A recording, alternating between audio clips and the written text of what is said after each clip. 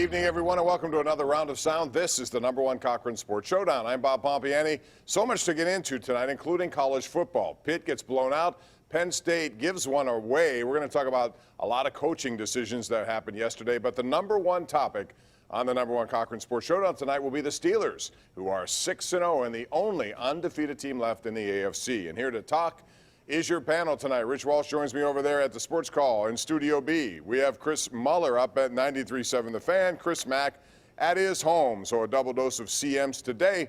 And Chris Mack, let's start with you on this game. Last week we saw a rout, 38-7, which the Steelers completed. This week we saw the first half. There were 6 straight quarters there where the Steelers made a statement like they could be the best team in football. Are they?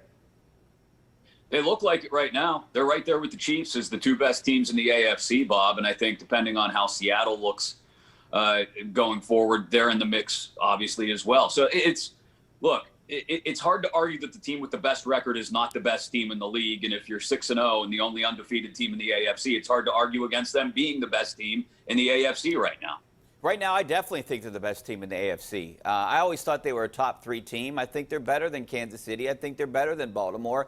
Watching Ben play, he's poised. He looks really good out there.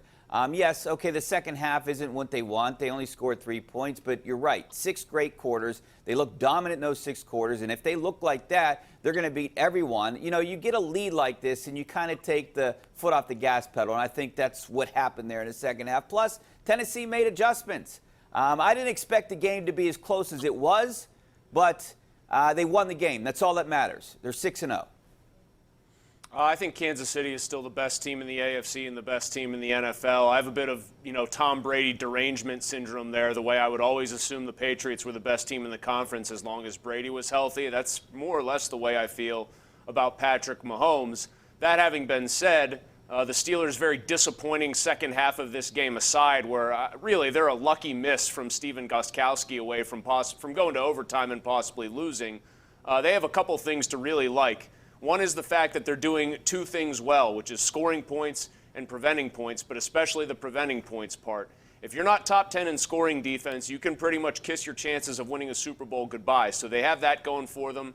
The offense needs to put together a complete 60-minute game against a team other than the Browns, but I have them a strong second right now behind Kansas City, not only in the AFC, but I'll even say in the NFL. I thought that game today, the big play, the 73-yarder, after Tennessee went 3 and out to start the third quarter, it turned them right into the momentum swift there, and that was a big part of that game. But I still think there were some lucky bounces that went Tennessee's way as well. I want to talk also about the run game and how good it's been defensively. Rich, we've seen them against Saquon Barkley. We've seen them against the #1 rushing team last week that came in, which was Cleveland, totally shut down. And today, they really shut down Derrick Henry to the tune of 3.8 yards per carry, which meant that James Conner had more rushing yards. What's been the secret to that, and can they continue to do that? Because if so, I think that's a #1 component of a winning team.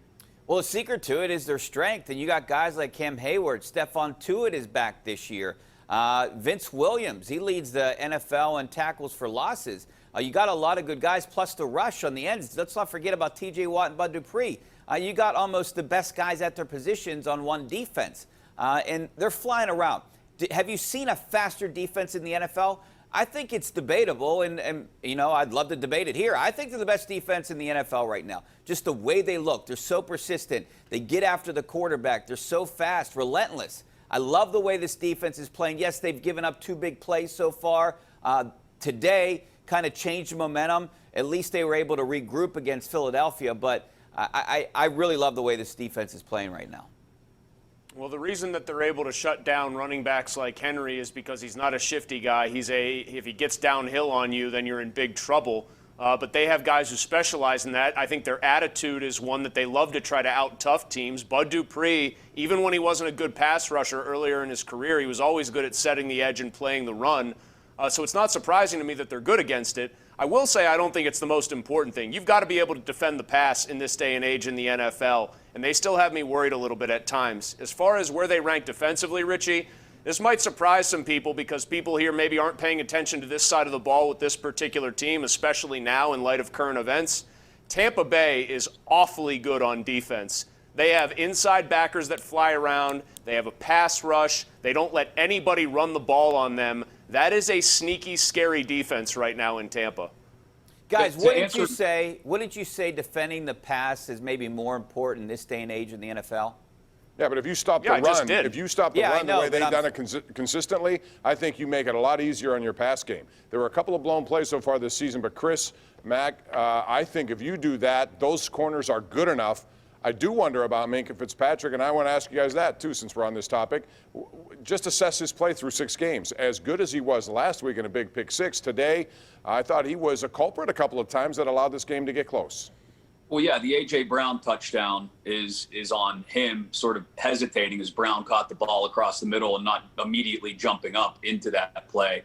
You're right. Other than that pick 6, he hasn't had any big splash impact plays, Bob. I think people have avoided him. And to go back to what's making this defense as good as it is, and yes, it can arguably the number 1 defense in the league. They have the best player in the league, the most disruptive player in the league on defense, and T.J. Watt is the NFL Defensive Player of the Year to this point. I mean, he's at the point where he's jumping snap counts to where he looks like he's offsides when he's really not. He's in there spinning tackles around like they're on skates and grabbing Derrick Henry from behind before he can barely get the ball tucked away in his stomach. T.J. Watt is the number 1 reason, amongst many others, but the number 1 reason they've got arguably the best defense in the league. You know, I still think Minkah Fitzpatrick is one of the best safeties in the NFL. I just don't think the ball is bouncing his ways. I mean, he's not getting the lucky breaks like he did last year. You know, it all kind of evens out, right? I mean, he's in the spots. He slipped today, which was one of the reasons that, you know, Brown was able to break that long touchdown. I don't think he's playing bad. We just don't see it because he's not being really targeted a lot out there. But he made the biggest play last week so far. I mean, I think Minkah, the problem is he had such an unbelievable year last year with so many game-changing, disruptive plays that we sort of thought we were getting prime Ed Reed for the next 5 or 6 years, where every single game you feel like the guy's a factor. That ultimately is not the way he's been playing this year because they haven't deployed him that way. I'm not super worried because he flashed some of that big playability last week, but I'd like to see more of it. And Chris, I will very simply say, with all due respect to T.J. Watt, who is great, Aaron Donald still plays in the NFL, and I won't suffer any of this best defensive player in the league stuff as long as he is still wrecking people. There's no Fair question. enough. Yeah, but that's a different position. At his position, T.J. Watt, I think, is the best in the game. But Aaron Donald is still Aaron Donald, and he's jumping on people's backs, 4 sacks a game, whatever he does. We have a lot more coming up. When we come back, 3 things to cover. Ravens, Le'Veon, Antonio. That's all coming up next right here on the number 1 Cochran Sports Showdown. Don't go away.